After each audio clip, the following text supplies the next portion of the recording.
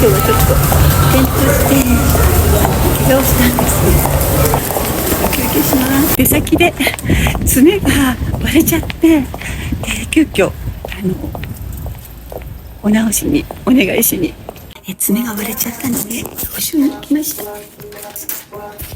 急だったのにオーナーが対応してくださいました。ありがとうございます。ではありがとうございます。私みたいに転ばないように気をつけてください。ではいつもありがとうございます。また明日ね。